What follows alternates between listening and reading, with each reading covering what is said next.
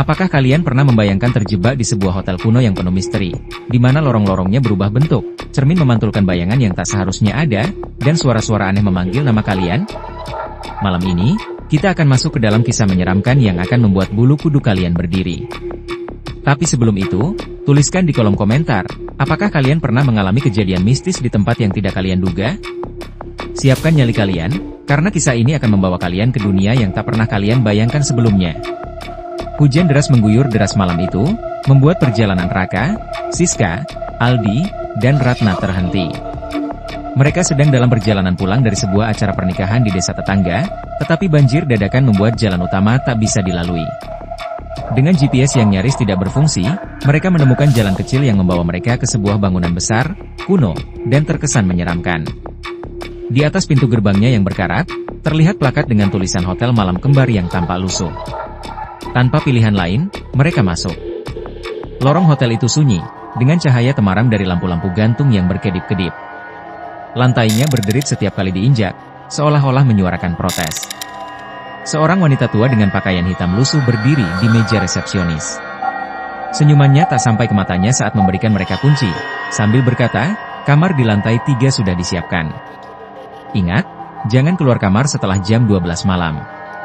Raka dan teman-temannya mengangguk setengah hati, merasa aneh dengan pesannya. Tapi rasa lelah membuat mereka memutuskan untuk mengabaikan peringatan itu. Kamar mereka sederhana, tapi ada sesuatu yang aneh. Setiap kamar memiliki cermin besar yang dipasang di seberang tempat tidur. Kenapa cermin ini besar sekali? Rasanya tak nyaman, gumam Siska sambil menatap bayangannya yang terlihat samar dalam cahaya redup. Malam mulai merambat dingin. Saat jam menunjukkan pukul 12 lewat 5 menit, Raka mendengar suara langkah kaki di luar kamar. Ia membuka pintu untuk melihat siapa, tapi lorong itu kosong. Udara di luar terasa dingin dan berat, seperti ada sesuatu yang tidak kasat mata berdiri di sana. Saat ia kembali masuk kamar, cermin di dinding memantulkan sesuatu yang membuat jantungnya hampir berhenti. Di sudut ruangan, seorang wanita dengan wajah pucat berdiri sambil tersenyum menyeramkan. Namun ketika Raka menoleh, wanita itu tak ada.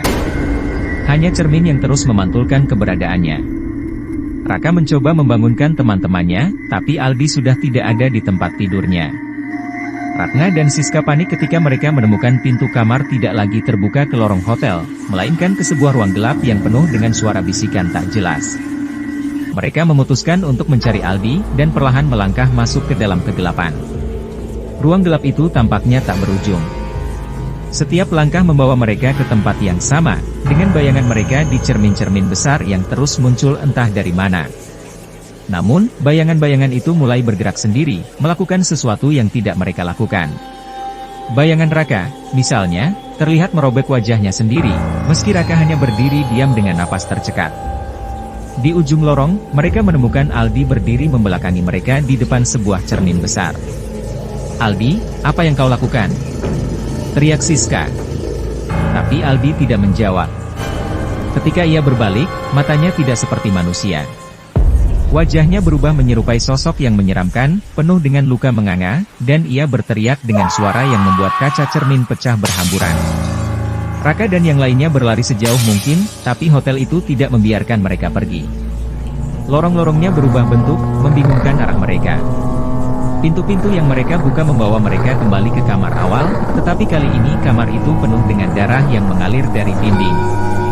Cermin di kamar itu kini memantulkan wajah mereka, tetapi wajah-wajah itu perlahan berubah menjadi orang lain, orang-orang yang tampak seperti korban sebelumnya.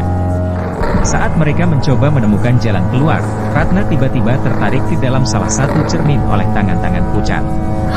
Ia menjerit meminta tolong, tetapi cermin itu retak dan hancur, meninggalkan ruangan tanpa jejak Ratna. Tersisa hanya Raka dan Siska yang kini hampir putus asa. Mereka kembali ke meja resepsionis, tapi wanita tua itu tidak ada. Yang ada hanyalah buku tamu dengan halaman kosong, kecuali satu nama, Raka Putra, tertulis dengan tinta merah. "Kenapa namaku ada di sini?" teriak Raka. Namun sebelum Siska bisa menjawab, lampu hotel padam, dan suara langkah kaki mendekat dari segala arah. Ketika cahaya kembali menyala, mereka dikelilingi oleh para tamu yang tampak seperti bayangan. Wanita tua resepsionis muncul di tengah mereka, berkata dengan senyum menyeramkan, "Selamat datang di Malam Kembar. Tidak ada yang pernah pergi." Pagi harinya, hotel itu lenyap.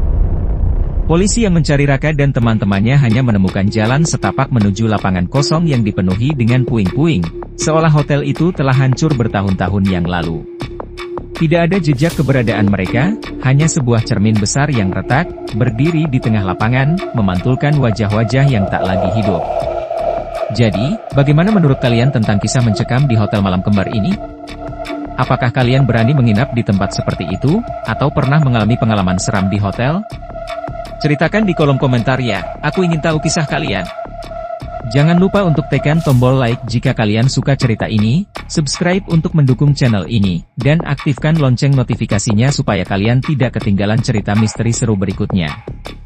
Sampai jumpa di video selanjutnya, dan hati-hati, siapa tahu kalian sedang diawasi.